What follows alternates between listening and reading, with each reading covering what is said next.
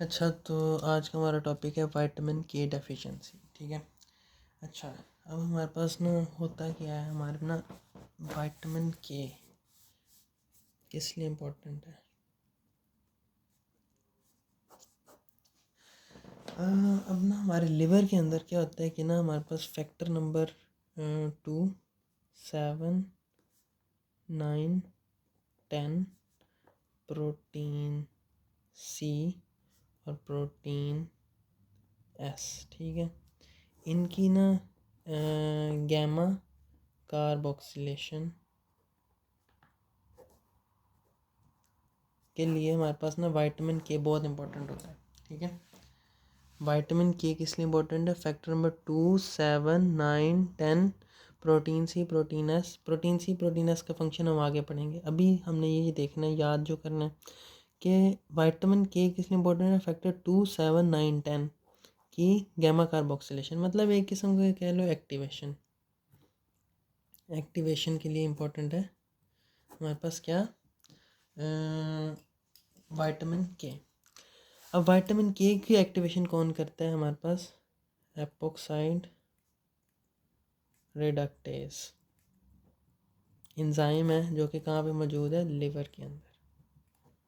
ठीक है। तो हमारी बॉडी में हम लोग क्या ये कहते हैं, विटामिन के, जिसकी एक्टिवेशन करता है एपोक्साइड रिडक्टेज। उसके बाद जब इसकी एक्टिवेशन हो जाती है तो ये क्या करता है, फैक्टर 2, 7, 9, 10 की गैमा कार्बोक्सिलेशन और प्रोटीन सी और एस की भी। उसका फंक्शन अभी नहीं, हम आगे देखेंगे। ठीक है। पढ़ लेते हैं थोड़ा सा। विटामिन के deficiency disrupts function of multiple coagulation factors. Vitamin K is activated by epoxide reductase in liver. ठीक है, मैंने बात की विटामिन के की एक्टिवेशन कौन करा रहा है? Epoxide reductase. कहाँ पे? लिवर में। Activated vitamin K gamma carboxylates factor 2, 7, 9, 10 and protein C and S. Gamma carboxylation is necessary for factors function. एक किस्म की इनकी एक्टिवेशन करा रहा है। ठीक है। कौन करा रहा है? विटामिन के। अब हमारे पास विटामिन के की डेफिशिएंसी हो जाए तो क्या ये एक्टिवेट होंगे? नहीं, इनकी गैमा कार्बोक्सिलेशन ही नहीं होगी। तो अब ये हमारे पास जो इसकी डेफिशिएंसी है, ये होती कब कब है, ये देख लेते हैं हम लोग। सबसे पहले न्यू बॉर्न्स के अंदर। अच्छा, जब बच्चा पैदा होता है ना तो उसके हमारे पास ना गट के अंदर वो बैक्टीरिया मौजूद नहीं होता। ये वो बैक्टीरिया हम लोगों को चाहिए किस लिए? विटामिन के की फॉर्मेशन के लिए। विटामिन के सिंथेसिस जो है ना, ये हमारे गट के अंदर होती है, मतलब जीआई ट्रैक के अंदर बैक्टीरियाज करते हैं। स्पेशल बैक्टीरियाज हैं जो विटामिन के की प्रोडक्शन करते हैं। ठीक है। Due to the lack of GI colonisation by bacteria that normally synthesise vitamin K injection is given prophylactically to all newborns at the birth to prevent haemorrhagic disease at newborn. तो हम लोग क्या करते हैं, न्यूबॉर्न्स को हम vitamin K injection देते हैं। ठीक है, ताकि क्या ना हो, हीमोरेजिक डिजीज़। हीमोरेजिक मतलब कि ब्लड फ्लो ना होता जाए। ठीक है, क्योंकि ये फैक्टर 2, 7, 9, 10 तो एक्टिवेट ही नहीं हुए। अच्छा, उसके बाद antibiotic therapy, long term antibiotic therapy. अब बहुत लॉन्ग टर्म एंटीबायोटिक थेरेपी कोई बंदा ले रहा है, एंटीबायोटिक्स ले रहा है, तो जो बैक्टीरियाज विटामिन के की प्रोडक्शन कर रहे हैं वो भी तो इफ़ेक्ट होंगे ना जीआई ट्रैक के अंदर, वो हो जाता है। उसके बाद मेल एब्जॉर्प्शन, किसी किस्म का मसला आ गया, एब्जॉर्प्शन नहीं हो रही प्रॉपर, तो हमारे पास फैट सोल्यूबल विटामिन जो विटामिन ए डी ई के है, ए डी ई के, इनकी हमारे पास क्या नहीं होती है एब्जॉर्प्शन, तो के भी इसमें है, तो ये भी मसला हो गया। अच्छा, उसके बाद other causes of abnormal secondary haemostasis, इसमें हमारे पास सबसे पहले आया था लिवर। ठीक है। अच्छा, अब लिवर किस लिए इंपॉर्टेंट है? मैंने एक बात की थी, हमारे पास जितने भी फैक्टर्स हैं ना, इन फैक्टर्स की सिंथेसिस कहाँ पे होती है? लिवर के अंदर। दूसरी बात, एपोक्साइड रिडक्टेज, ये कहाँ पे मौजूद है? लिवर के अंदर। तो लिवर तो काफ़ी ज़्यादा काम कर रहा है। ठीक है। लिवर फेलियर अगर हो गया है तो decrease production of coagulation factor, coagulation factors नहीं बनेंगे। डिक्रीज एक्टिवेशन ऑफ विटामिन के बाय एपोक्साइड रिडक्टेज, विटामिन के नहीं एक्टिवेट होगी, एज अ रिजल्ट हमारे पास हीमोस्टेसिस इफेक्ट होगी। लार्ज वॉल्यूम ट्रांसफ्यूजन्स, अब अगर हम लोग काफ़ी ज़्यादा अमाउंट में ब्लड ट्रांसफ्यूजन्स करें तो क्या होता है? ब्लड डिल्यूट हो जाता है। तो हमारे पास ब्लड डिल्यूट हो रहा है तो कोगुलेशन फैक्टर्स भी डिल्यूट हो जाते हैं, ठीक है। नॉट सो मच इम्पोर्टेंट लेकिन करना है, ठीक है। अच्छा, तो उसके बाद देख लेते हैं next other disorders of haemostasis, ठीक है। अब ये अदर डिसऑर्डर्स हैं जो प्राइमरी सेकेंडरी दोनों में किसी ना किसी किस्म का इफेक्ट शो कर रहे हैं, ठीक है। सबसे पहले हमारे पास heparin induced thrombocytopenia, heparin induced. अच्छा जी, अब हमारे पास हेपरिन है। हेपरिन जो होती है ना एक दवाई है जो कि क्या है, एंटी कोएगुलेटरी। हेपरिन क्या है, एंटी कोएगुलेटरी, मतलब कि कोएगुलेशन को नहीं होने देती, ठीक है। एंटी कोएगुलेटरी है, कोएगुलेशन मतलब कि ब्लड क्लॉट नहीं बनने देती। तो इस तरह ये करती क्या है, ये हमारे पास ना एंटी थ्रोम्बिन 3 को एक्टिवेट करती है, एंटी थ्रोम्बिन 3 को एक्टिवेट करती है। तो एंटी थ्रोम्बिन 3 हम लोगों को पता है क्या है, एंटी थ्रोम्बिन, नाम से पता चल रहा है थ्रोम्बिन जो नहीं बनने देगा वो क्या है, एंटी थ्रोम्बिन। थ्रोम्बिन किस लिए इम्पोर्टेंट है हमारे पास, हम लोग थ्रोम्बिन से क्या करते हैं, फाइब्रिनोजिन को कन्वर्ट करते हैं फाइब्रिन के अंदर। तो एंटी थ्रोम्बिन, थ्रोम्बिन नहीं बनने दे रहा, फाइब्रिनोजिन फाइब्रिन में कन्वर्ट नहीं हो रहा। एंटी थ्रोम्बिन 3 जो है इसको एक्टिवेट कौन कर रहा है, हमारे पास हेपरिन। अब हेपरिन ये काम तो कर रहा है, ठीक है, लेकिन हेपरिन इसके साथ एक और भी काम कर देता है जिसकी हमें ज़रूरत नहीं थी, ठीक है। होता क्या है कि हमारे पास ना प्लेटलेट है, ये क्या है, प्लेटलेट। अब ये प्लेटलेट के ऊपर ना एक एंटीजन मौजूद होता है, प्लेटलेट फैक्टर 4। क्या मौजूद है, प्लेटलेट फैक्टर 4। अब इसके ऊपर आके बाइंड कर जाते हैं मेरे पास हेपरिन, हेपरिन इसके ऊपर बाइंड कर गया, प्लेटलेट फैक्टर 4 के ऊपर हेपरिन बाइंड कर गया। अब यहाँ पे एक कॉम्प्लेक्स बन गया है, हेपरिन प्लेटलेट फैक्टर 4 कॉम्प्लेक्स बन गया। अब हमारी बॉडी जो है ना वो क्या करती है, इनके ये जो कॉम्प्लेक्स है इसके अगेंस्ट बना देती है एंटी बॉडी। क्या बना देती है, एंटी बॉडी। अब एंटीबॉडी हम लोगों को पता है क्या काम करती है, जैम का, ठीक है। अब इसके अगेंस्ट लेट्स सपोज ये एंटीबॉडी आके बन गई, इस फैक्टर प्लेटलेट फैक्टर 4 और हेपरिन के कॉम्प्लेक्स के अगेंस्ट एंटीबॉडी बन गई। अब एंटीबॉडी क्या है, जैम, किसके लिए, मैक्रोफेज के लिए। और ये सब क्या बन गया, ब्रेड। तो ये मैक्रोफेज क्या करेगा, खा जाएगा इसको। अब जब ये खा रहा है तो ये क्या प्लेटलेट नहीं खा रहा। अब प्लेटलेट अगर खाया जा रहा है तो प्लेटलेट्स की अमाउंट कम हो जाएगी, प्लेटलेट्स की अमाउंट कम होगी, इसको हम लोग क्या कहते हैं, थ्रोम्बोसाइटोपिनिया। तो हमारे पास क्या हो गया है, हेपरिन इंड्यूस्ड थ्रोम्बोसाइटोपिनिया। ठीक हो गया, समझ लग गई सारी। प्लेटलेट के ऊपर मौजूद प्लेटलेट फैक्टर 4 उसके साथ बाइंड कर गया हेपरिन, यहाँ पे कॉम्प्लेक्स बन गया प्लेटलेट फैक्टर 4 हेपरिन कॉम्प्लेक्स, इसके अगेंस्ट बन गई एंटीबॉडी। एंटीबॉडी जो है उसको किसने खाया, मैक्रोफेज ने। मैक्रोफेज ने इसको खाया, साथ प्लेटलेट को भी खाया, और क्या हो गया, प्लेटलेट्स की अमाउंट कम, थ्रोम्बोसाइटोपिनिया। रीड कर लेते हैं, platelet destruction that arises secondary to heparin therapy, fragments of destroyed platelets में activate remaining platelets leading to thrombosis. अच्छा, अब ये जो हमारे पास प्लेटलेट्स टूट गए हैं ना, ये खाए हैं इसने, तो प्लेटलेट्स के जो बकिया टुकड़े हैं ना ये क्या करते हैं हमारे पास, एक्टिवेशन कर देते हैं मज़ीद प्लेटलेट्स की, प्लेटलेट्स एक्टिवेशन। अब जब मज़ीद प्लेटलेट्स की एक्टिवेशन होती है ना तो हमारे पास क्या हो सकती है, थ्रोम्बोसिस। थ्रोम्बोसिस मतलब कि क्लॉट बन सकता है ब्लड वेसल्स के अंदर, ब्लड वेसल्स के अंदर क्या बन सकता है, कोई क्लॉट बन सकता है। ओके, किसने ये क्लॉट बनाया, ये जो मेरे पास प्लेटलेट्स हैं इसके जो टुकड़े हैं, ठीक है। फ्रेगमेंट्स ऑफ डिस्ट्रॉयड प्लेटलेट्स में activate remaining platelets leading to thrombosis, ठीक हो गया। अच्छा, अब नेक्स्ट इम्पोर्टेंट, काफ़ी इम्पोर्टेंट डिसऑर्डर है ये हमारे पास, disseminated intravascular coagulation. Disseminated intravascular coagulation. अच्छा, अब इसके ना नाम से इसको हमने याद करना है, ठीक है। Disseminated intravascular coagulation. अब ये इसे समझ लो कि डिसेमिनेटेड मतलब नॉट नीडेड इंटरवेस्कुलर कोएगुलेशन, खुद ब खुद से हमारे वेसल्स के अंदर कोएगुलेशन हो रही है, जिसकी हमें ज़रूरत भी नहीं है, ठीक है।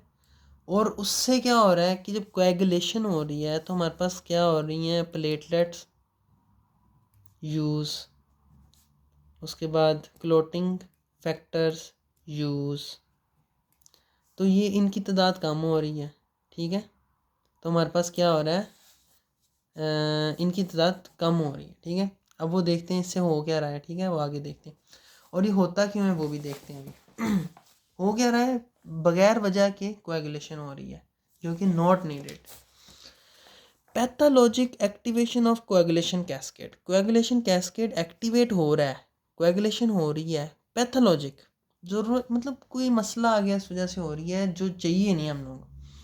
Wide spread microthrombi results in ischaemia and infarction, ठीक है। अब हम लोग के कोएगुलेशन हो रही है, मतलब कि ये एक ब्लड वेसल है, यहाँ पे लेट्स सपोज कोएगुलेशन हो रही है, यहाँ पे एक टिश्यू था जिसको ये ब्लड सप्लाई कर रहा था, इसको क्या ब्लड सप्लाई प्रॉपर होगी, नहीं, तो इसकी क्या हो जाएगी, डेथ, इस्कीमिया और इन्फार्क्शन, ठीक हो गया, death leading to ischemia and infarction. Consumption of platelets and factor results in bleeding. अब मैंने यहाँ पे बात की कि platelets use, clotting factors use, तो अब ब्लीडिंग जो है वो तो ज़्यादा नहीं हो जाएगी, कहीं पे कट लग गया है तो प्लेटलेट्स की अमाउंट तो कम हो गई है क्योंकि वो बगैर वजह के कहीं पे क्लॉट बनाए हुए बैठे थे, तो ब्लीडिंग क्या हो गई है, अब ज़्यादा हो गई है, ठीक हो गया। तो results in bleeding specially from intravenous sites and mucosal surfaces. Mucosal surfaces हम लोगों को पता है कौन कौन सी ब्लीडिंग होती है म्यूकोसल सर्फेसेज से, एपिस्टैक्सिस नाक से खून बहना, उसके बाद हिमोप्टिसिस खून का निकलना, हेमाटोयूरिया खून इन द यूरन, और मेनोरेजिया मतलब मेंस्ट्रुअल ब्लीडिंग ज़्यादा होना। तो ये चीज़ें हो रही हैं यहाँ पे। Always secondary to another disease. अच्छा, ये अब हमेशा जो है ना ये पैथोलॉजिक मसला है, लेकिन ये कोई पहले डिजीज़ है, उस डिज़ीज़ की वजह से ये हो रहा है, ठीक है। अब वो डिजीज़ क्या है वो हम लोगों ने देखनी है। Obstetric complications, tissue thromboplastin in the amniotic fluid activates coagulation. अच्छा जी, अब हमारे पास ना लेट्स सपोज ये क्या है, हमारी मदर है जो कि प्रेग्नेंट है, ठीक है। अब इसके यहाँ पे क्या है, बेबी है, ठीक है। अब ये जो बेबी है इसको ना सराउंड किया होता है एक फ्लूइड ने, इसको हम लोग कहते हैं एमनियोटिक फ्लूइड। इंपॉर्टेंट है, याद रखना है, एमनियोटिक फ्लूइड क्या है, एमनियोटिक फ्लूइड। इसके अंदर ना टिश्यू थ्रोम्बोप्लास्टिन काफ़ी ज़्यादा होता है। इस एमनियोटिक फ्लूइड में क्या ज़्यादा है, टिश्यू थ्रोम्बोप्लास्टिन। अब अगर इस मदर के अंदर कोई ऐसा मसला हो जाए जिससे एमनियोटिक फ्लूइड जो है ये मदर की बॉडी में एंटर हो जाए, तो उससे क्या होगा, टिश्यू थ्रोम्बोप्लास्टिन इंक्रीज़ हो जाएगा ब्लड में। टिश्यू थ्रोम्बोप्लास्टिन क्या कर रहा था, हमने पिछले लेक्चर में पढ़ा, tissue thromboplastin is activator of coagulation cascade, हम लोगों ने यहाँ पे पढ़ा है। ये देखो जी, tissue thromboplastin activates factor number 7 extrinsic pathway of coagulation. Coagulation हो रही है तो यहाँ पे obstetric tissue thromboplastin in amniotic fluid activates coagulation. उसके बाद सेप्सिस। सेप्सिस हमारे पास क्या होता है, sepsis is infection due to bacteria, ठीक है।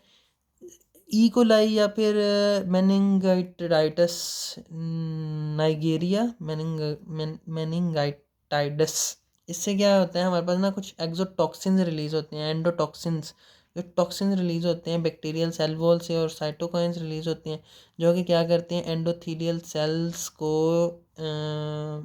Induces endothelial cells to make clotting factor, मतलब कि सेप्सिस होती है, इनको इन्फेक्शन हुआ है उसकी वजह से हो गया। उसके बाद एडिनोकार्सिनोमा, इसमें क्या होता है, म्यूसिन रिलीज होता है, उससे कोएगुलेशन हो जाती है।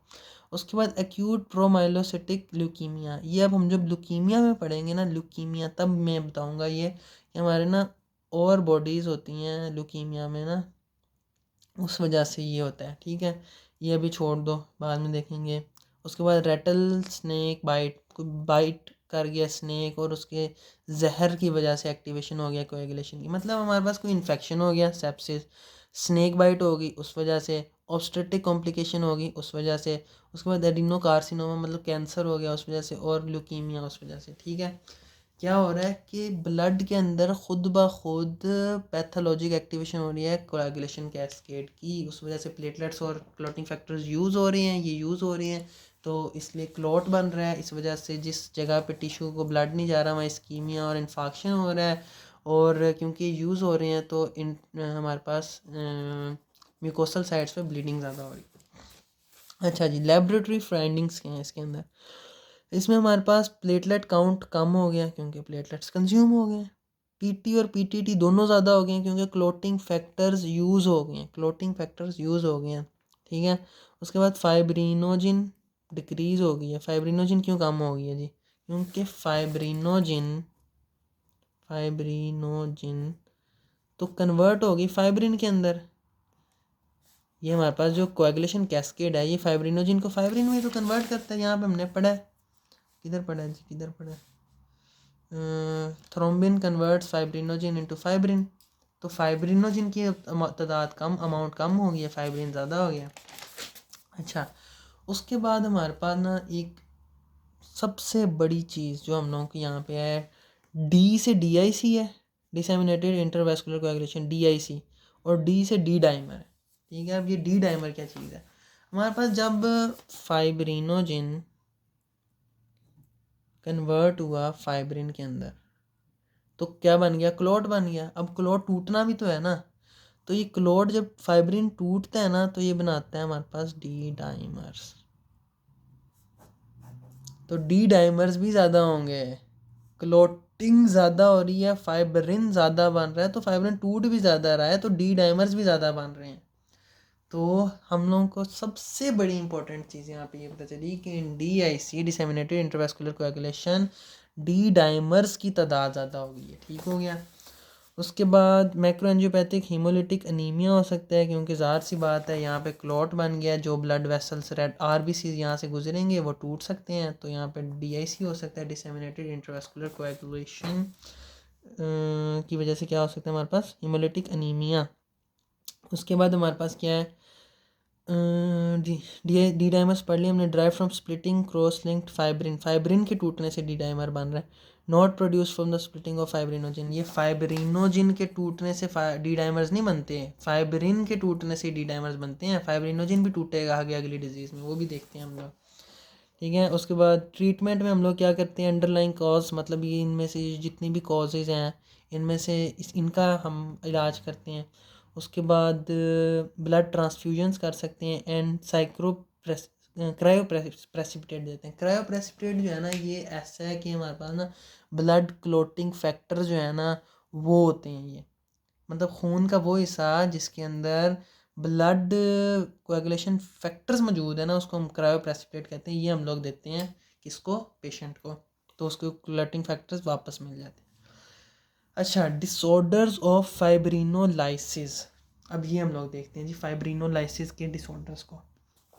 अच्छा, अब हमारे पास ना यहाँ पे ये है कि फाइब्रिनोजिन कन्वर्ट हुआ फाइब्रिन में, फाइब्रिन कन्वर्ट हो जाता है डी डाइमर्स में, ठीक है। लेकिन इस फाइब्रिन को डी डाइमर्स में कन्वर्ट कौन करता है, वो करता है प्लाज्मिन। कौन करता है, plasmin. Plasmin converts fibrinogen into D dimers, plasmin very important हो गया यहाँ पे हमारे पास, ठीक है। अब प्लाज्मिन जो है ना ये फाइब्रिनोजिन को भी तोड़ता है, प्लाज्मिन जो है ये हमारे पास ब्रेक डाउन सिर्फ और सिर्फ फाइब्रिन की नहीं करवाता, ब्रेक डाउन करवाता है फाइब्रिनोजिन की, फाइब्रिन की, और क्लोटिंग फैक्टर्स की भी ब्रेक डाउन कराता है प्लाज्मिन, मतलब बड़ा जी ख़तरनाक चीज़, एक किस्म का कह लो कट्टर है, ये कट्टर है फाइब्रिन प्लाज्मिन। अब ये प्लाज्मिन बनता किससे है? प्लाज्मिनोजिन से, प्लाज्मिनोजिन से। और इस प्लाज्मिनोजिन को प्लाज्मिन में कौन कन्वर्ट करता है? Tissue plasminogen activator, TPA, TPA. Tissue plasminogen activator ने क्या किया? हमारे पास प्लाज्मिनोजिन को कन्वर्ट कर दिया प्लाज्मिन में। प्लाज्मिन हमारे पास क्या है? कटर, जिसने क्या ब्रेक डाउन किया? Fibrinogen, fibrin, clotting factors. तो हमारे पास अब होता क्या? अगर हमारी बॉडी के अंदर प्लाज्मिन ज़्यादा हो जाए तो क्या होगा कि ये फाइब्रिनोजिन जो है ये भी टूटता जाएगा। फाइब्रिन तो टूटना था ना, ये तो फाइब्रिन तो तब टूटना था जब क्लोटिंग हुई है, फाइब्रिन बना है, तब इसने टूटना था ना और बनाना था डी डाइमर्स। ठीक है, तो ये तो हमें तब चाहिए जब हमने फाइब्रिन, इस प्लाज्मिन की तो तब ज़रूरत है ना जब फाइब्रिन है, तो इसको हमने तोड़ना है डी डाइमर्स में। फाइब्रिनोजिन को तोड़ने की क्या ज़रूरत है? लेकिन इधर ये हुआ है कि मसला ये प्लाज्मिन जो है ना पैथोलॉजिकली ज़्यादा हो गया, जो कि किसको तोड़ता जा रहा है? फाइब्रिनोजिन को, इसको तो तोड़ना ही नहीं था हमने। तो अब ये प्लाज्मिन जो है ना इसको डीएक्टिवेट पता है कौन करता है? डीएक्टिवेट करता है हमारे पास anti plasmin, alpha anti plasmin, alpha anti plasmin. अगर अल्फा एंटी प्लाज्मिन कम हो जाए तो क्या ये प्लाज्मिन डीएक्टिवेट होगा? नहीं, तो इसकी तादाद ज़्यादा हो जाएगी, तादाद ज़्यादा हो जाएगी तो क्या करेगा? ज़्यादा फाइब्रिनोजिन को तोड़ेगा। ये मसला है हमारे पास यहाँ पे। अब पढ़ लेते हैं। Normal fibrinolysis removes thrombus after damage blood heals, blood vessel heal, blood vessel heal हो गया, फाइब्रिन बन चुका है, फाइब्रिन को हमने तोड़ना है किसके थ्रू? प्लाज्मिन के थ्रू। Plasmin cleaves fibrin and serum fibrinogen, destroys coagulation factors and block platelet aggregation. Anti plasmin two alpha two anti plasmin inactivates plasmin. ठीक है, ये जो मैंने बात की, alpha two anti plasmin deactivates plasmin. अब यहाँ पे हो क्या रहा है हमारे पास? Disorder of fibrinolysis are due to plasmin over activity. ये प्लाज्मिन जो है इसकी ओवर एक्टिविटी हो गई है। ठीक है, resulting in excessive cleavage of serum fibrinogen. इस वजह से क्या हो रहा है हमारे पास, जो कि तोड़ना ही नहीं था हमने प्लाज्मिनोजिन, ये कम हो रहा है, इसको वो तोड़ता जा रहा है। एग्जाम्पल्स किसकी इसमें है? रेडियल प्रोस्टेक्टोमी, हमारे पास मर्दों में होता है प्रोस्टेट ग्लैंड, उसके अगर हम लोग एक किस्म के प्रोस्टेक्टोमी करते हैं, मतलब उसको रिमूव करते हैं, तो क्या होता है? यूरोकाइनेज रिलीज़ होता है, यूरोकाइनेज। ठीक है, वो एक्टिवेट कर देता है प्लाज्मिन को। दूसरा, सिरोसिस ऑफ लिवर। सिरोसिस जब लिवर ना स्कार टिश्यूज़ में रिप्लेस हो जाते हैं, liver cells replaced with scar cells. ठीक है, तो ये सिरोसिस क्या करती है कि anti plasmin two, alpha two anti plasmin है ना, अल्फ़ा टू एंटी प्लाज्मिन, इसको रिलीज़ को रिड्यूस कर देता है। ये डीएक्टिवेटर था प्लाज्मिन का, ये रिड्यूस हो गया तो प्लाज्मिन ज़्यादा हो गया। अच्छा, patient presents with increase bleeding, इसके ना सेम डीआईसी जैसा ही है। ठीक है, पीटीटी और पीटी ज़्यादा हो गए हैं। ठीक है, क्योंकि कोएगुलेशन फैक्टर्स को भी तो ये इफेक्ट करते हैं। मैंने यहाँ पे बात की डिस्ट्रॉयज कोएगुलेशन फैक्टर्स ऑल्सो, तो कोएगुलेशन फैक्टर्स कम हो गए हैं तो पीटी और पीटीटी दोनों ज़्यादा हो जाएंगे। ब्लीडिंग टाइम इंक्रीज़ हो जाएगा क्योंकि प्लेटलेट्स काउंट कम हो गया। उसके बाद हमारे पास प्लाज्मिन ब्लॉक्स प्लेटलेट एग्रीगेशन, ये ठीक हो गया। Increase fibrinogen splits produce with, हाँ, अब ये फाइब्रिनोजिन जब टूटता है ना तो हमारे पास डी डाइमर्स प्रोड्यूस नहीं होते। सब कुछ वैसा ही है, सिर्फ डी डाइमर्स प्रोड्यूस नहीं हो रहे, क्योंकि वो तो फाइब्रिन के टूटने से होते थे ना, फाइब्रिन के। लेकिन यहाँ पे तो फाइब्रिन बन ही नहीं रहा, यहाँ पे प्लाज्मिन ज़्यादा हो गया और वो फाइब्रिनोजिन को ही तोड़ता जा रहा है, फाइब्रिनोजिन को ही तोड़ता जा रहा है। फाइब्रिन तो बन ही नहीं रहा, तो डी डाइमर्स बनेंगे नहीं, तो नो डी डाइमर्स। सब कुछ जो है वो डीआईसी जैसा है, लेकिन बस डी डाइमर्स नहीं मौजूद, D dimers are not formed. और इसकी ट्रीटमेंट है अमाइनो कैप्रोइक एसिड, और बस ये क्या करता है? प्लाज्मिनोजिन की एक्टिवेशन को ब्लॉक कर देता है।